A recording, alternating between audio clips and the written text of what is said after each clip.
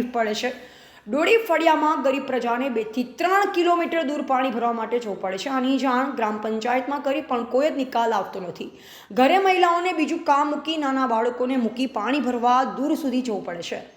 ચીખલા ગામના ડોળી ફળિયામાં માણસોને પાણી પીવાની તકલીફ છે તો ધોળને ક્યાંથી પાણી પીવડાવે? આ તકલીફ આદિવાસીને જ કેમ પડે છે? ડોળી ફળિયામાં બાજુમાં ઠાકોરને પાણી ટાઈમસર મળતું હોય તો આદિવાસીને કેમ નહીં? આદિવાસી સામે અન્યાય થઈ રહ્યો છે। આ ગરીબ પ્રજાનો નિકાલ કેમ નથી આવતો? આદિવાસીને જ આટલું કેમ હેરાન થવું પડે છે? આ સરકારને આદિવાસી ગરીબ પ્રજા કેમ દેખાતી નથી? ડોળી ફળિયાની મહિલાઓ નાના બાળકો મૂકી અને બીજું કામ મૂકી 2 થી 3 કિલોમીટર દૂર સુધી પાણી ભરવા જાય તો આ ગરીબ મહિલાઓ સામે કોણ ધ્યાન દોરે છે? આ ડોળી ફળિયામાં પાણીની તકલીફ પડે છે। આની જાણ ચીખલા ગ્રામ પંચાયતમાં કરી છતાં હજુ આનો નિકાલ આવ્યો નથી તો આદિવાસી સમાજમાં ખુલ્લેઆમ અન્યાય થઈ રહ્યો છે। તો આ ગરીબ પ્રજાનો ન્યાય કોણ લાવશે?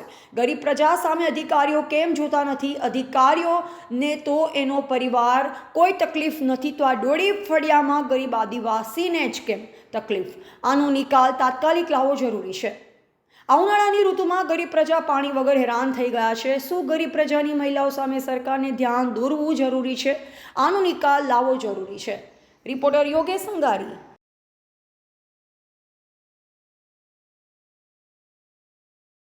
બોલો શું પ્રોબ્લેમ છે?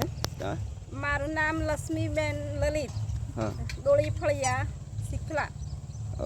પ્રશ્ન શું છે તમારે? પાણીની જબર તકલીફ હે। મી વેગાનું પરે દૂર 3 કિલોમીટર હું પાણી લાવી ને પેશન્ટ 12 વાગ્યા સુધી તમે પાણી પર રોટલા કરીને ખાઈએ। એક ટકરી જાય પાણી પરવાનો।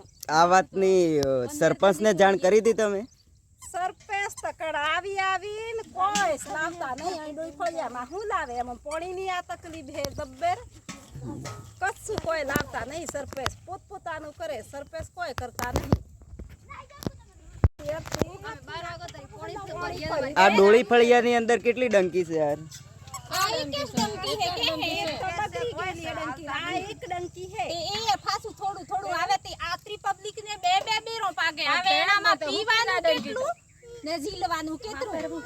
ડોરોનો તો બહુ તરાસ છે। કાસબન થાય તો ડોયોનો પોટમાં તો પીવાસ નથી। સાફ એમ બેહો તો પાછી અડતી તો તરહી રે બેહો તો કમ